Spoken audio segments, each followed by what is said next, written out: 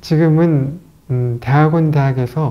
대학의 명상심리학과에서 명상과 관련된 철학을 가르치고 있습니다.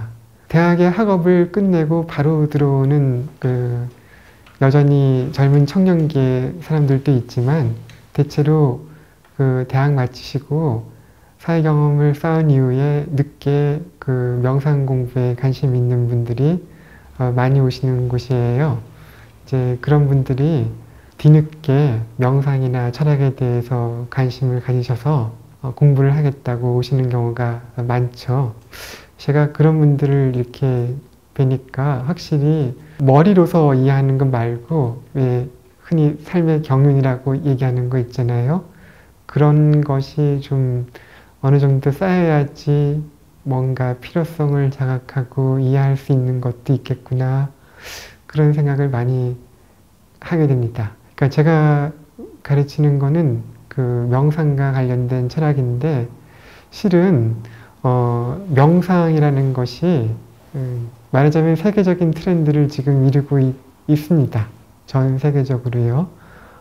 거기에 따라서 명상이라는 것이 어떤 것이고 왜 필요하며 또 명상을 해서 바뀔 수 있는 것이 무엇인지 라는 것을 철학적으로 해명하는 명상에 대한 철학도 세계적인 트렌드, 그러니까 학문의 트렌드가 되고 있는 것 같습니다. 명상이라는 것이 많이들 생각하실 때 마음의 안정이나 행복을 찾기 위해서 하는 거라고 그렇게 생각하시는 분들이 많으실 것 같은데 제가 생각하기에는 명상의 목적은 그런 것으로만 한정되는 게 아니라 우리의 의식의 깊은 잠재력을 발달시키는 데 있다라고 생각합니다. 우리의 의식은 여러 단계의 수준을 거쳐서 발전되어 온 것이거든요. 많은 사람들은 수학이나 물리학을 알고 있는 우리 지금의 이성적인 의식이야말로 이러한 의식 발달 수준의 최종적인 수준이라고 생각하고 살아가실 것 같습니다. 그러니까 이성적인 사고를 통해서 이해하는 세계의 모습이 세계에 대한 참된 이해이고, 역시 이성적인 사고로서 이해되는 우리 자신의 모습이 우리 자신의 진정한 정체성이고, 뭐 이런 식으로 이해를 하실 것 같아요. 근데 명상을 주장하는 입장은 결코 그러한 이성적인 수준이 우리가 도달할 수 있는 최종적인 수준이 아니라 이성의 가능성을 결코 버리는 것이 아니라 포용하고 수용하면서도 그보다 더 높은 수준으로 나아갈 수 있다라는 것을 주장하는 입장입니다. 이성적인 수준보다 더 올바르게 세계와 우리 자신의 모습을 이해할 수 있는 가능성이 우리 의식에게 내재되어 있다, 숨겨져 있다라고 얘기하는 것이고, 따라서 우리는 우리 자신 속에 숨겨져 있는 그러한 의식의 능력을 개발하고 발전시키는 것을 필요하고 가능하다라고 주장하는 것이죠. 다행히도 제가 공부해온 철학이 명상을 얘기하는 이런 분들의 주장을 긍정할 수 있는 그런 철학이었습니다. 그래서 제가 그런 명상을 주장하신 분의 입장에 동조하는 것이고요.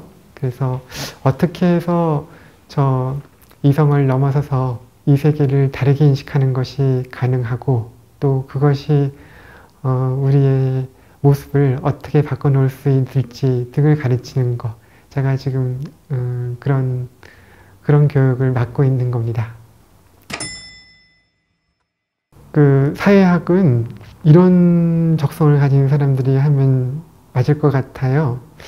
사람은 서로 다른 수밖에 없거든요. 그러니까 같은 사안에 대해서도 서로 다른 느낌과 생각을 가지고 대하기 때문에 서로 차이가 날 수밖에 없습니다. 그러니까 항상 예기치 않은 곳에서 원하지 않은 부딪힘, 갈등을 만날 수 있는 소지가 있다는 거죠.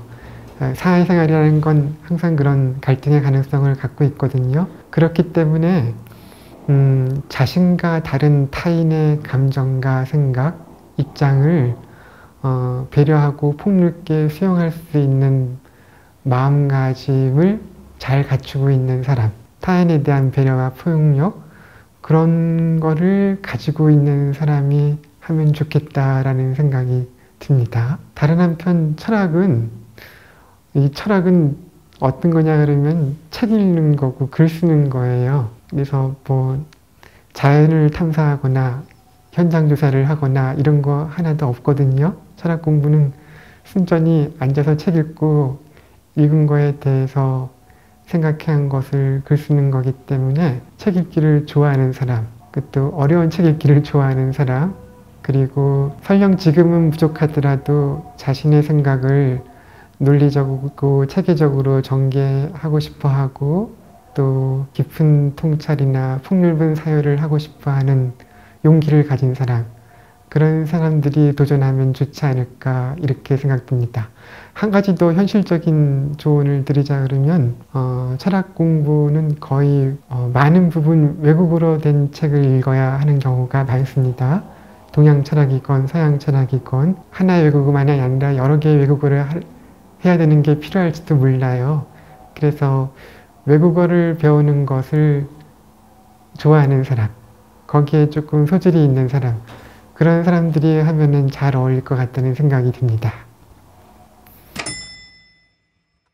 사회학을 공부한다는 것은 아무래도 사회의 문제와 직접 부딪히고 그 문제를 진단하고 그 문제의 해결책이 무엇인지를 살펴볼 때 보다 폭넓고 깊이 있게 하는 방법을 배운다는 것이기 때문에 사회적 문제를 잘 포착해낼 수 있는 그런 직업들 있잖아요.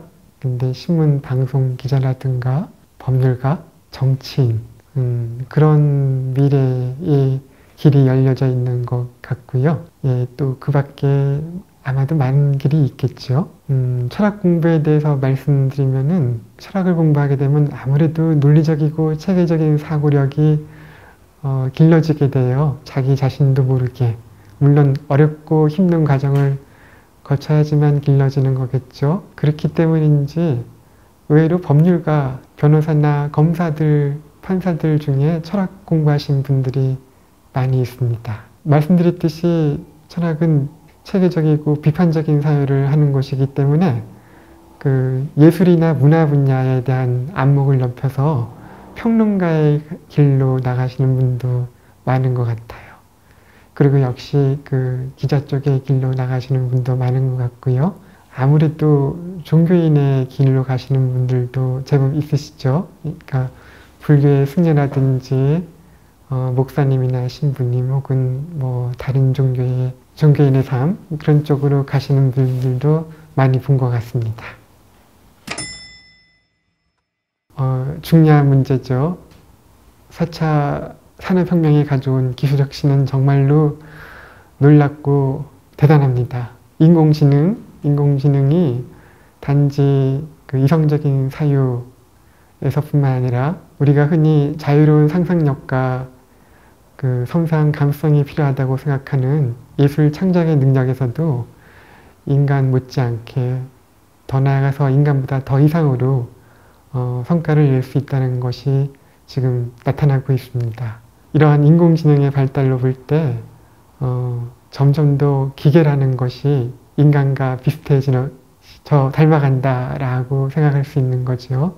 다른 한편 생명공학 기술 발달에 힘입어서 우리 인간은 이제 자연이 우리에게 마련해준 생차기간 대신에 인공적으로 만들어진 기간을 가지고도 살아갈 수 있는 그런 존재가 되어가고 있습니다. 인공팔, 인공다리 이런 차원에서 그치지 않고 인공장기, 뭐 인공심장이나 인공두뇌 같은 것으로 살아갈 수 있는 그런 단계까지 나아가고 있는 거죠.